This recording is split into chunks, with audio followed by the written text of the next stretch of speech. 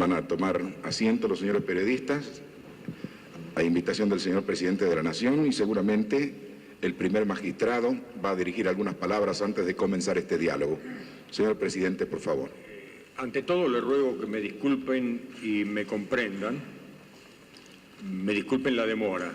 Esto estaba previsto iniciarse hace como una hora, y me comprendan porque la demora no obedeció a causas simples, sino a que en la mañana de hoy he tenido que atender múltiples problemas, y todos creo que tienen su importancia y merecen su tiempo, de manera que me he excedido un poco en los horarios de las audiencias para poder escuchar con la atención que se merece cada uno de los problemas de la zona, que son diversos, y como dije recientemente, cada uno merece que uno le preste toda la atención posible para poder así en oportunidad dar las respuestas o las soluciones que en cada caso el Gobierno Nacional pueda dar.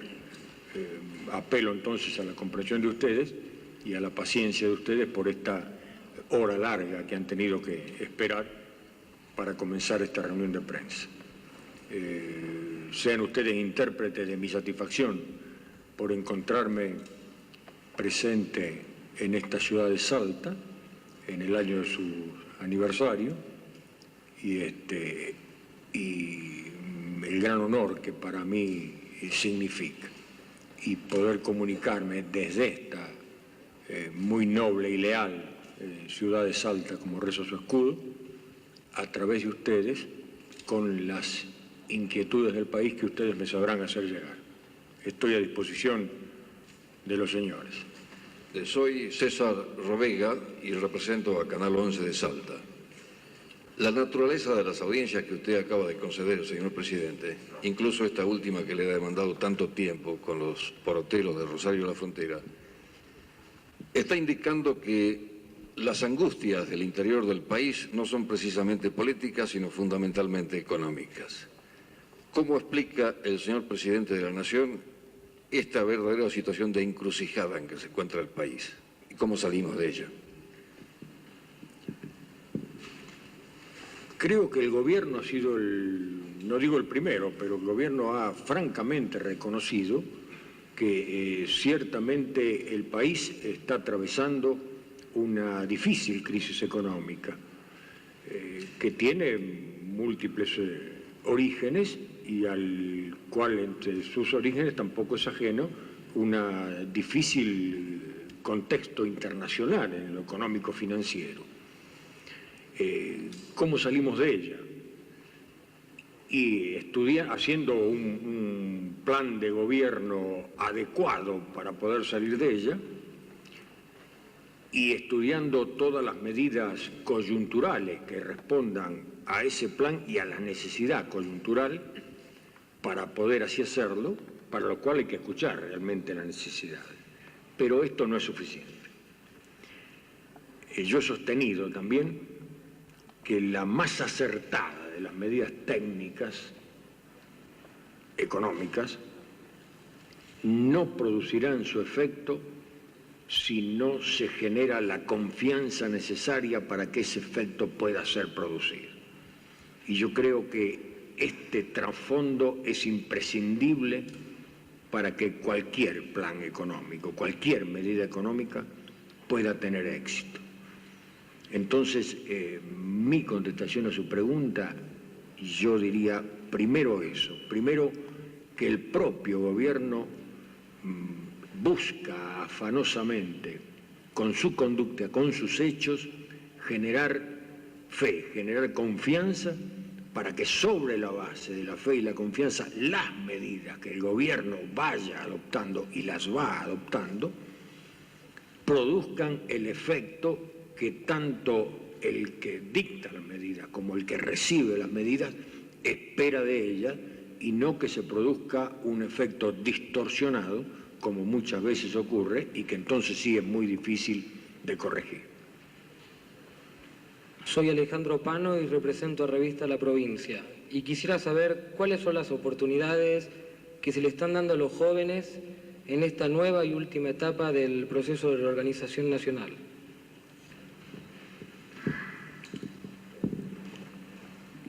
La juventud es una etapa de la vida.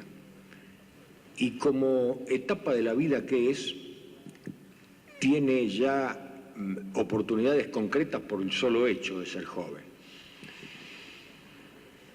Las oportunidades concretas que tiene la juventud, que debe tener la juventud, que lamentablemente a veces no las tiene en toda la medida que sería de desear que las tuvieran, la primera es la del propio perfeccionamiento, la del realmente poder informarse y formarse para que en esa etapa tan linda de la vida la pueda transcurrir con fe, con optimismo, con realmente una visión de futuro del país. Concretamente, en materia de oportunidades, lo que pretende el gobierno de esta juventud es brindarle al máximo esa posibilidad de formación, de información y de perfeccionamiento para cumplir con la misión a la cual está destinada la juventud, que la pueda cumplir con amplitud, que la pueda cumplir con responsabilidad, que la pueda cumplir con libertad, para que la juventud, que es fundamentalmente ilusión, credibilidad, no se vea defraudada en esa ilusión y en esa credibilidad y se vea arrastrada a otros cauces que no sean los que marcan nuestros documentos liminares, como es la Constitución Nacional, y por eso vamos hacia la institucionalización del país, donde la juventud tiene su palabra que decir. Presidente, DLB9 Radio Salta, quisiéramos hacerle la siguiente pregunta. En primer lugar, hay dos fechas que son importantes en la vida de todo hombre, y es el nacimiento y la conclusión de sus días, o sea, la muerte. Porque allí prácticamente se finiquitan todas las obras que el hombre pudo o puede realizar. Pero hay otras fechas que también son importantes para el país del hombre. Y en este caso pienso, el hombre argentino está esperando tres fechas fundamentales para este gran paso que vamos a dar como argentinos, con madurez, de llegar a la democracia. La primera fecha que el pueblo espera y los argentinos esperamos es saber cuándo van a ser esas elecciones, para eliminar todo tipo de especulación en torno a lo que podría ser un posible golpe militar. Por otra parte, hay una segunda fecha también muy importante, y es lo que consideramos también es agudo, según lo señaló un periodista, un colega, es la unificación del mercado cambiario. En estos momentos hay mucha especulación, sabemos que tenemos que pagar una fuerte deuda externa, el sector agropecuario especula con el alza del dólar, y creemos que esa fecha debe conocerla el país. Y hay una tercera fecha que tiene que ver con lo que podríamos considerar es la aguda situación política que vive nuestro país, en este caso Argentina. Considero que también es de gran preocupación, además de lo económico, y es el levantamiento del estado de sitio y, por supuesto, lo que consideramos la eliminación de algunas leyes represivas instauradas desde 1974. Yo quisiera que usted nos dé esas tres fechas que creemos pueden ser fundamentales para eliminar todo tipo de especulación. Yo lo voy a defraudar porque no le voy a dar ninguna de las tres, pero no va a ser una sin razón. Si algo debe tener el gobierno muy presente es que no debe obrar en la sin razón. Permítame que primero le haga una acotación a la primera parte que usted dijo, cuando el hombre nace y cuando el hombre muere. Y usted dijo, cuando el hombre muere se termina. Cuando el hombre muere yo creo que no se termina, empieza. Yo creo realmente en el sentido trascendente del hombre. Entiendo muy bien que usted dijo, el hombre muere en su parte física, y esto es cierto. Pero no quiero dejar de marcar en esta oportunidad ese sentido trascendente del hombre, porque hay muchas cosas que pierden sentido si creemos que el hombre solamente se proyecta hasta el momento de su muerte. Yo creo que se proyecta realmente mucho más allá. Discúlpeme esta acotación, pero como usted hizo la introducción al tema, yo quise decir mi palabra al respecto. Con respecto a las 3 fechas que usted dice, yo creo que lo he tratado del tema más de una vez. Realmente entiendo que hay así, o se ha generado una inquietud y demás por la fecha electoral, y la relacionan, usted mismo la relacionó con la posibilidad de un golpe de Estado militar. Yo creo que esto no tiene nada que ver. Las Fuerzas Armadas, no el gobierno, las Fuerzas Armadas y el gobierno, por mandato de las Fuerzas Armadas, se han comprometido ante el país a institucionalizar lo que funcione completamente sus instituciones a más tardar en marzo de 1984. Creo que es la máxima garantía de este tema que usted mencionó, relacionando fecha, elecciones, golpe militar. Si hubiera, que yo la descarto de antemano, pero si hubiera la más mínima posibilidad, no es la fecha de elecciones precisamente la que va a disipar esa oportunidad. Yo voy a repetir, lamentablemente, el argumento de por qué no el gobierno compromete en este momento una fecha de elecciones. Y yo digo que las causas son 2. Primera, una causa de responsabilidad.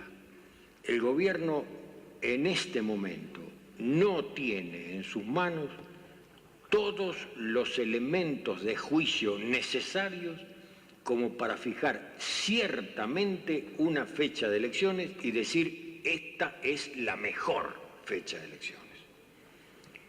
Esos elementos son de distinta índole, algunos eminentemente operativos, el tiempo que puede tardar en hacerse los padrones electorales, etcétera, etcétera.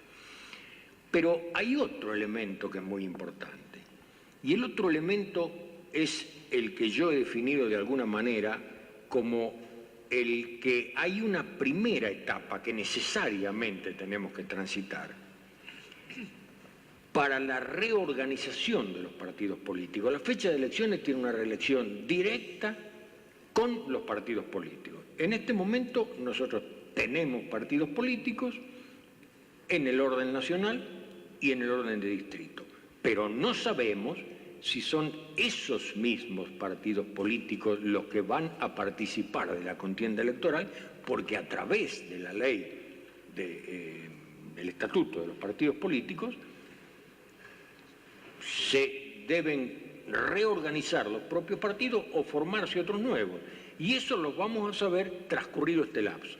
Y a su vez, esos partidos actualmente existentes tienen legítimas autoridades, pero que son producto de prórrogas de mandato.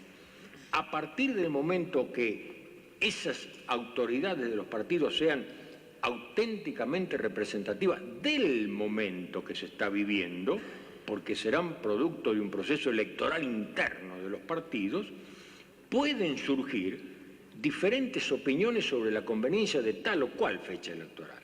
Entonces, ante este panorama, si el gobierno tuviera por necesidad que fijar una fecha electoral sin tener todos los elementos de juicio acabadamente necesarios para ello, yo digo que tendría que tomarse el máximo de seguridades y fijar la fecha electoral lo más lejana en el tiempo.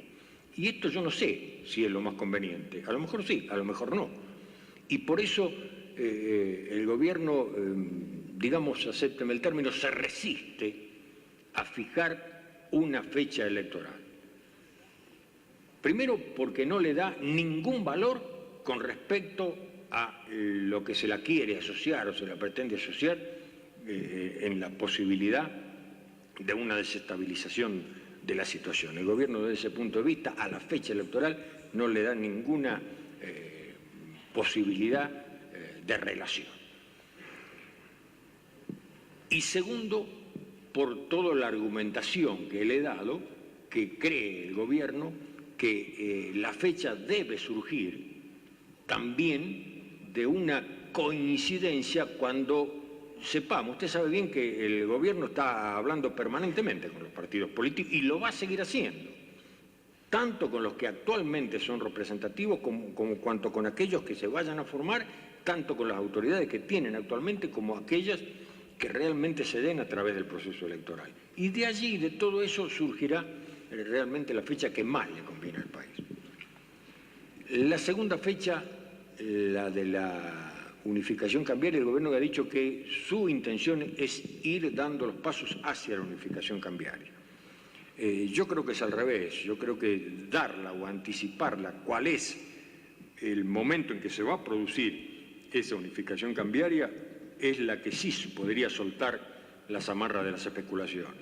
Mientras tanto, hay que atenerse, ajustarse a las condiciones que se van dando en el camino, sabiendo que la intención del gobierno es llegar sin sobresaltos, como lo ha dicho el señor ministro de Economía en más de una oportunidad, sin espectacularidades, ha empleado la palabra el ministro y yo asumo realmente esas palabras del señor ministro porque creo que así debe ser, sin espectacularidades, fijando esa meta. Y con respecto al estado de sitio, también lo dije en alguna oportunidad, dije, así como me comprometo a levantar la veda política, a ir normalizando la actividad gremial, levantando la veda gremial, y los hechos lo están demostrando, así como me comprometo a la sanción del estatuto de los partidos políticos, y así lo hicimos, no me comprometo a dar una fecha del levantamiento del estado de sitio, porque el levantamiento del estado de sitio tiene connotaciones y tiene elementos necesarios de superar que entiende el gobierno que todavía no han sido superados. Lo que sí dice el gobierno es que no va a usar de esta herramienta en absoluto. Lo mantiene porque hay elementos que hay que ir solucionando antes de poder levantar el estado de sitio como debe ser. ¿Cuáles son esos condicionamientos a los que usted dice? Por ejemplo, usted sabe que en este momento hay todavía una cantidad de detenidos a disposición del Poder Ejecutivo Nacional, que hay que irle dando solución. Y que el gobierno ha venido ya dándole solución y le sigue dando solución. Con esto le doy un ejemplo.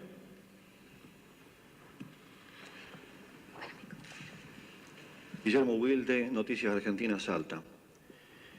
En la investigación del caso Propaganda 2 hay, digamos, una gran confianza del pueblo en conocer finalmente los resultados de esa investigación.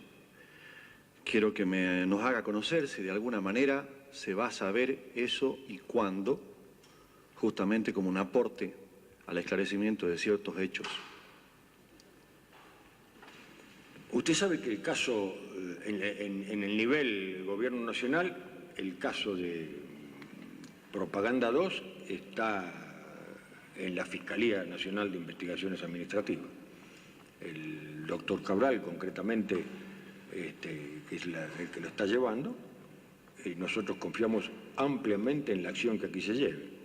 Y el doctor Cabral sí ha requerido del Poder Ejecutivo Nacional el aporte de aquellos elementos que el Poder Ejecutivo Nacional tenga sobre el caso de Propaganda 2, y el Poder Ejecutivo Nacional, lógicamente, va a aportar a la investigación todo dato que el Poder Ejecutivo Nacional tenga, y oportunamente se van a conocer sus conclusiones.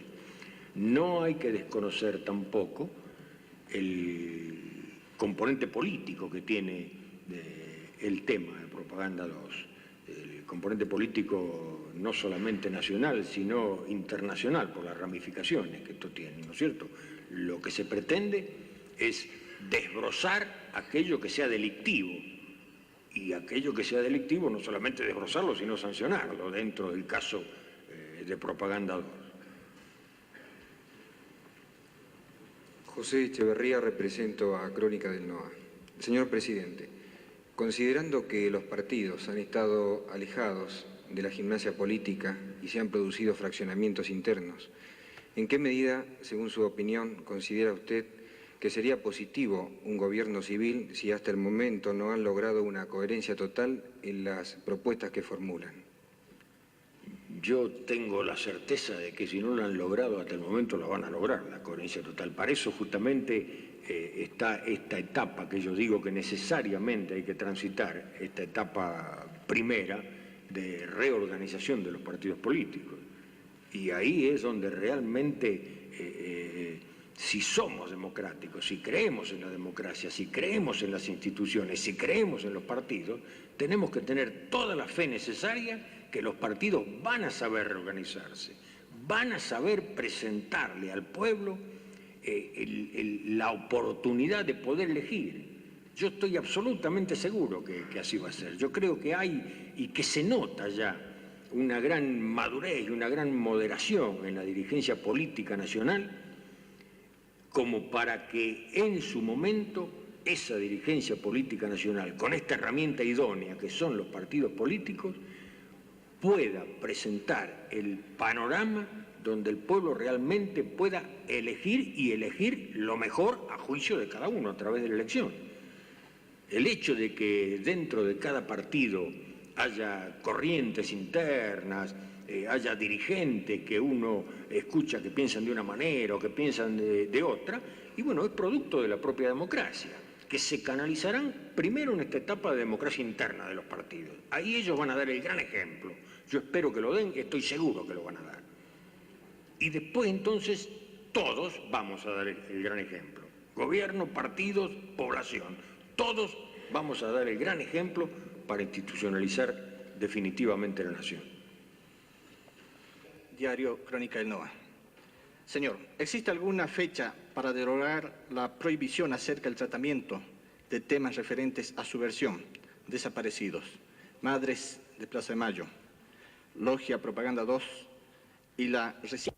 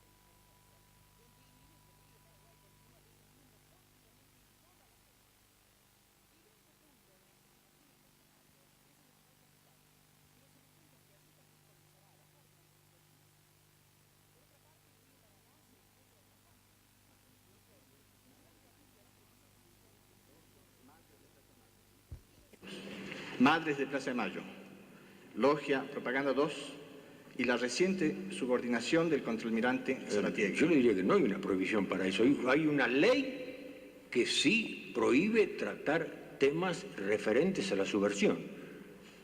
Y esta ley fue dictada por el Congreso, el gobierno del proceso de reorganización nacional ha mantenido su vigencia y el gobierno actual mantiene la vigencia de esta ley. Además, el gobierno actual la mantiene con el absoluto convencimiento de que es positivo mantenerla, porque el tema de la subversión es realmente un atentado siniestro y solapado contra las raíces mismas de la nación.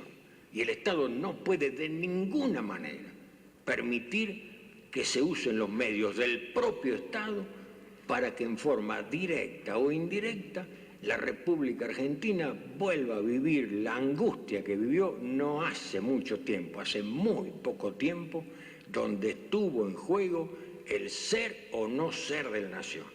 Esto las Fuerzas Armadas lo tienen muy claro, el Gobierno Nacional lo tiene muy claro, pero esto no es suficiente. La nación lo tiene muy claro, porque si la nación no hubiera acompañado, apoyado, ordenado a sus Fuerzas Armadas terminar con la subversión, difícilmente las Fuerzas Armadas solas, las Fuerzas Armadas de Seguridad y Policiales podrían haber terminado con la subversión. La prohibición a la que usted se refiere es una ley dictada en su oportunidad porque lo que se pretende es combatir a la subversión con la ley en la mano, y esto, cuando la cosa desborda demasiado, no resulta muy fácil, pero cuando la cosa está encasillada sí es más fácil poder realmente combatir a la subversión con la ley en la mano, y esta es una ley. Tenemos además, yo diría, la tranquilidad de que fue sancionada por el Congreso de la Nación, precisamente para defensa del propio Estado, de la propia nación que estaba siendo atacada en sus esencias. Y esto, ahí sí que estoy convencido que hay un unánime sentimiento de los argentinos que la repetición de estas cosas no las queremos. Y entonces que por vía indirecta, que por vía subrepticia, se empiece a generar un clima favorable a esto es lo último que podría pasarnos y es lo que más tiene que cuidar el gobierno como mandato de la propia nación. De manera que la ley se mantiene y la ley se va a cumplir, y se está cumpliendo. Señor presidente, Troyano Perdón. del diario Tribuna, ¿qué medidas tomaría el gobierno con los argentinos que están en el exilio en este momento? Es uno de los problemas bastante difíciles de poder solucionar. Justamente uno de los temas con respecto al estado de sitio es este es uno de los condicionamientos. Usted sabe que fuera del país, para decirlo con nombre y apellido, no tengo miedos, está desde el señor Firmenich hasta gente que se fue por temores más o menos fundados o no, cada uno es dueño de su conducta y cada uno sabe cómo manejar su conducta.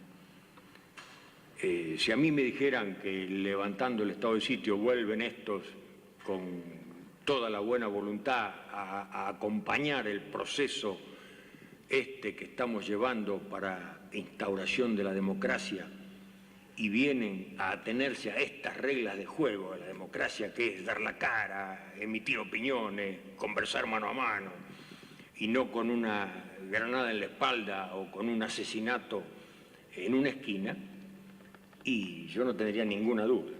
Pero resulta que ahí yo le di un nombre, y como ese nombre hay muchos otros. Y realmente es muy difícil, a través de la ley, determinar, bueno, estos están dispuestos a aceptar este tipo de reglas y estos no. Yo realmente espero que el transcurso del tiempo, el mostrar conducta por parte del gobierno, por parte de los dirigentes, por parte de la población en general, haga que la gran mayoría de esos que están afuera se incorporen de esta manera. Los otros, yo personalmente no quisiera que vengan nunca a perturbar la vida nacional, y que si vienen directamente vayan donde deben estar, porque han atentado contra el ser o no ser de la nación, y han atentado por la espalda contra el ser o no ser de la nación. Le di un nombre porque es el más notorio y creo que es muy gráfico, ¿no es cierto? Pero hay otro. Señor presidente, usted se contacta con los delegados del Poder Central, habla con los gobernadores, con los funcionarios, interioriza la problemática gubernamental, mantiene contacto con empresarios, comerciantes, pero el pueblo de Salta no lo ha visto conversar con su dirigencia política. Yo le pregunto, ¿la dirigencia política de Salta no lo quiso entrevistar? ¿La dirigencia política de Salta no fue invitada? Estamos en una provincia donde está roto ese puente de comunicación entre el gobierno que usted dirige y la civilidad. Por principio, le digo, concedí las audiencias que me fueron pedidas y que tenía dentro del tiempo disponible posibilidad de elegir. Pero acá hay un problema que yo quiero definir muy bien y muy clarito. Yo no tengo ningún inconveniente en saludar a la dirigencia política de Salta, así el presidente de la Nación a la dirigencia política de Salta. Lo que sí creo es que no debo hacerlo en forma de audiencia o de recepción de problemas de esa dirigencia política, como lo he hecho con los sectores empresarios. ¿Por qué? Porque evidentemente al estar el nivel gobierno nacional y el nivel presidencia de la Nación en contacto permanente o casi permanente con la dirigencia política nacional, si el presidente de la Nación en cada lugar donde va entra en contacto con la dirigencia política local, que lógicamente tiene un nexo con la dirigencia política nacional, es de alguna manera entrometerse en función de gobierno dentro de la vida interna de los partidos. El problema local es un problema local. Yo ayer hablé de federalismo porque estoy convencido del federalismo. El problema político local es un problema político local que debe resolverse en el ámbito local. Y el problema político de los partidos debe resolverse de la dirigencia política local con la dirigencia política nacional. Y la dirigencia política nacional es la que en este momento tiene las puertas del gobierno totalmente abiertas, que yo con mucho gusto y con mucho placer converso con todos ellos, y no le digo que este sea el caso particular de Salta, porque no tengo registrado un pedido de audiencia de la dirigencia política de Salta, sino ese es el criterio que yo aplico en los pocos viajes que he hecho hasta ahora al interior. En otras provincias he tenido el gusto de saludarlos, como no, de partir con la dirigencia política, pero yo quisiera establecer bien esta diferencia, ¿no es cierto? Lo que significa, sí, un saludo, una conversación, etcétera, etcétera, de lo que significa una audiencia presidencial. En este caso, mi presencia en Salta obedeció, discúlpeme, de ninguna manera quiero menospreciar, ni mucho menos, a esta muy noble y leal ciudad, pero obedeció a la reunión de gobernadores y eso fue lo que llevó mi tiempo de ayer. Entonces entendí que era mi deber permanecer en Salta para dedicarle a Salta por lo menos la mañana. Y dentro de la mañana, bueno, ustedes ven, el tiempo me alcanzó así apenas, para reunir, no tuve oportunidad de hacer una reunión de tipo general donde pudiera, en fin, por lo menos tener el gusto de saludar a la dirigencia política salteña. No crea que hay otra causa atrás de esto. Ferraro, de Diario Pregón de Jujuy. Existen algunos anuncios de algunos gobernadores provinciales de retirarse de sus cargos para volver al ruedo político, partidario. La pregunta tiene dos puntos. En caso de producirse esos alejamientos, ¿se dispondría el alejamiento de todos los gobernadores civiles para ponerlos en pie de igualdad o poner en pie de igualdad a todas las provincias? Y esos cargos, que es la segunda parte, ¿serían ocupados por otros civiles o por militares? Yo digo que no tiene absolutamente nada que ver el hecho de que sea civil o militar. Lo que sí tiene que quedar claro que aquel gobernador que desee participar en el proceso electoral, en su momento tiene que renunciar a su cargo de gobernador porque el gobierno quiere ser presidente. Y el gobierno, una muestra de presidencia, la quiere dar desde los gobiernos provinciales y desde el gobierno nacional. No quiere decir absolutamente nada que el gobernador sea civil o militar. En algunos casos será civil, en algunos casos será militar. Lo que sí será es presidente. Discúlpeme que abuse un poco de su pregunta, pero también tenemos que tener cuidado de no malformarnos. Digo esto porque no tenemos que necesariamente pensar que un hombre político no puede ser presidente, porque si así pensamos estaríamos renegando de nuestra esencia democrática y de lo que tenemos, porque en un gobierno constitucionalmente elegido, desde el presidente de la Nación hasta todos los gobernadores, son hombres políticos, porque surgieron de los partidos políticos. Y de ninguna manera podemos formarnos en la mentalidad de que en cada proceso electoral que haya hay que cambiar a todos esos gobernadores y aún al presidente de la Nación porque fue un hombre político elegido. Ustedes me dirán, este no es el caso actual y yo lo acepto y por eso le di la contestación.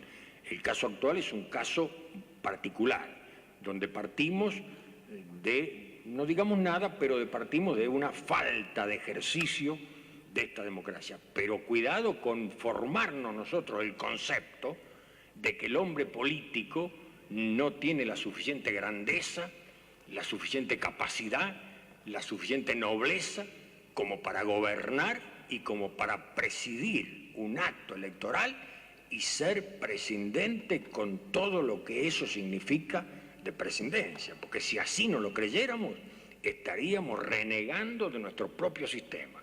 Porque, quiera Dios, sea esta la última vez en que presidan comicios hombres que fueron designados por el gobierno central. Todas las futuras presidirán comicios hombres que fueron elegidos en comicios, que consecuentemente son hombres políticos. Y de esos hombres políticos confiamos en su grandeza, en su nobleza, en su conducta, para que una de sus virtudes sea en el momento electoral la presidencia. Él llega al gobierno en función de partido, pero ejerce el gobierno en función provincia o en función nación.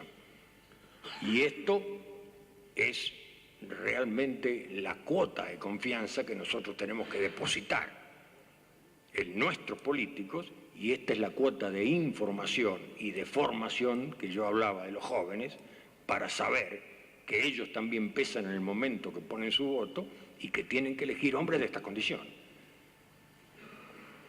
La Radio Rivadavia. ¿Cómo piensa el gobierno contribuir a crear el clima necesario para que tenga lugar la coincidencia que anhela frente a los serios problemas políticos, económicos y sociales que tiene por delante en este periodo? Señor Vinasco, yo le diría cómo lo está haciendo. Escuchando en todos los niveles, recibiendo opiniones en todos los niveles, detectando esas coincidencias y, por supuesto, marchando hacia adelante y generando cada vez más confianza, fe. Confianza, fe no solamente en el propio gobierno, que esto es muy limitado, es muy poco. Hay que generar confianza y fe en el gobierno, sí, porque el gobierno es el que conduce todo el proceso, pero hay que generar confianza y fe en la dirigencia, que también tiene una gran parte, una enorme parte que hacer en esto. Y hay que generar confianza y fe en nosotros mismos.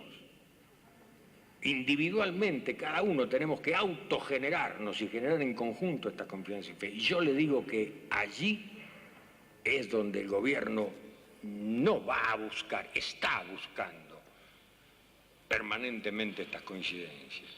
Y la gran coincidencia, como dije ayer, en las conductas. Con una gran coincidencia en las conductas, las coincidencias en las ideas florecerán realmente con una fuerza mucho mayor y con una fe mucho mayor. Señor, el gobierno de las Fuerzas Armadas ha mencionado insistentemente en todo el devenir del proceso la necesidad de buscar un reaseguro a este proceso en el futuro democrático del país. Pero eso se contrapone un poquito con lo que usted mismo ha mencionado, con el deseo del actual gobierno de que este sea realmente el último gobierno militar en la historia argentina. Ahora yo le quiero preguntar cuál es la connotación que tiene el término ese reaseguro en este momento del proceso. No, yo no diría que se contrapone, yo diría que son totalmente coincidentes. Justamente el reaseguro es para que sea este el último gobierno militar. El reaseguro no es otra cosa que estén dadas realmente todas las condiciones para que este gobierno sea el último gobierno no elegido, el último gobierno de facto. Que estén dadas todas las condiciones. ¿Y cuáles son las condiciones? Y la fundamental, la condición de la convivencia, el de saber convivir pensando diferente. Esto no me voy a cansar de repetirlo, porque si alguna tarea tiene que hacer el gobierno es la docencia.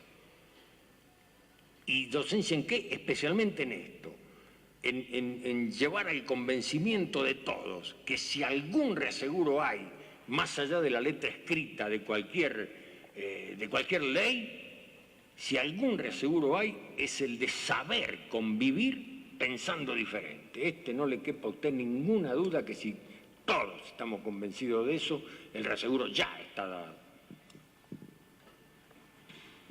Se acaba de recibir hace pocas horas el respaldo de los generales de la Nación. La pregunta sería, ¿cuáles son las causas que pueden haber motivado un expreso reconocimiento de ese tipo o cuál es, o qué le sugiere la actitud asumida por los generales?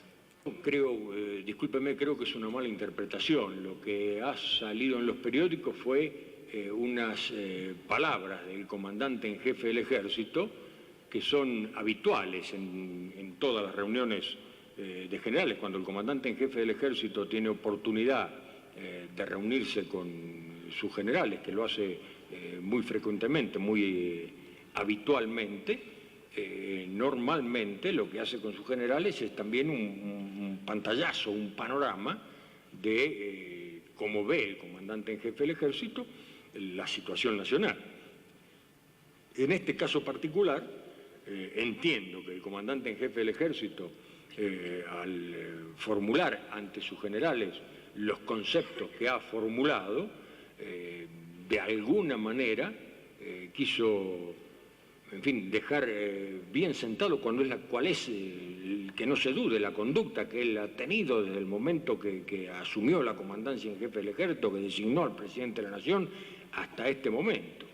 Lo que pasa es que no desconozcamos que por distintos medios de todo tipo se lanzaron a rodar todo tipo de conjeturas y muchas de ellas mencionaban justamente el nombre del comandante en jefe del Ejército.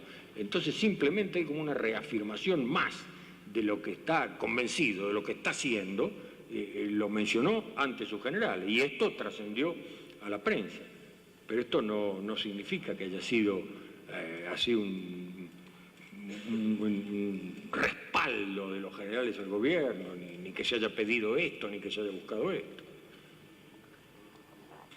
Señor de Economía, en declaraciones efectuadas ayer, manifestó que usted se encargaba personalmente del tema de la continuidad de aplicación para el gobierno de la provincia de La Rioja de la Ley Nacional 22021 de Desarrollo Económico, y que probablemente tendría novedades al respecto. ¿Qué nos podría decir en tal sentido? Sí. El Gobierno Nacional está instrumentando medidas que abarquen no solamente a la provincia de La Rioja, sino a todo el ámbito provincial con respecto a la erradicación de industrias. Y esto lo queremos hacer así, lo queremos hacer globalmente, y dentro de esto globalmente que lo queremos hacer, queremos favorecer aquellas zonas naturalmente menos favorecidas y queremos también facilitar a través de estas medidas la capacidad de decisión de los propios gobernadores con respecto al gobierno nacional, y entonces que el gobierno nacional fije pautas, fije parámetros dentro de los cuales los propios gobernadores puedan moverse. Pero en el caso particular de La Rioja y su vecina Catamarca, esto de alguna manera, esperar el término de toda esta problemática así para todas las provincias, significa de algún modo someterlas a un compás de espera con respecto a algo que estaban, en el caso de La Rioja, ya ejerciendo, y en el caso de Catamarca, ansiosamente esperando. Entonces, el presidente de la Nación no ha querido someterlos a esta espera, sino resolver localmente este problema mientras resolvemos el problema general y después entrar en el problema general sobre el tema de erradicación de industria en las provincias. Estamos en tiempo, señor presidente. No sé si usted desea continuar.